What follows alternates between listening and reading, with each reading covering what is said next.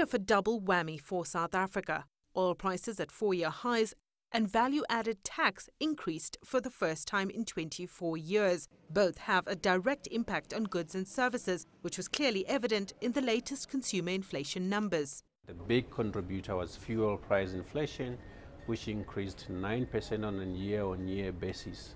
The important point from this CPI, retailers have not been able to pass through the full impact of VAT at once, which indicates that in all likelihood we are going to see CPI continue to trend up for the next couple of months. US President Donald Trump's decision to withdraw from the Iran nuclear deal and OPEC cuts could keep pushing oil prices higher. Remember, the US is now starting to go after the countries that are supporting Iran.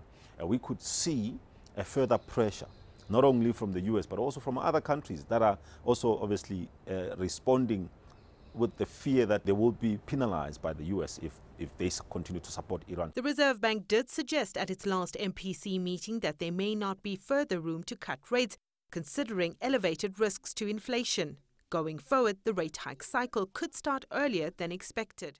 The central bank wants to push inflation expectations to 4.5%, which is the midpoint.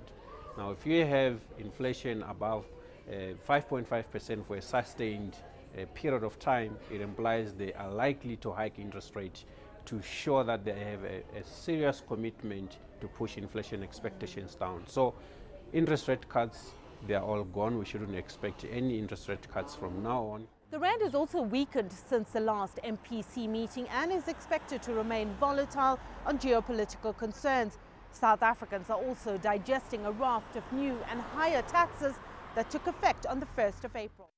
Non-alcoholic beverages rose on the back of sugar taxes. Sin taxes lifted tobacco and alcohol products. Food and transport rose on the back of higher fuel prices.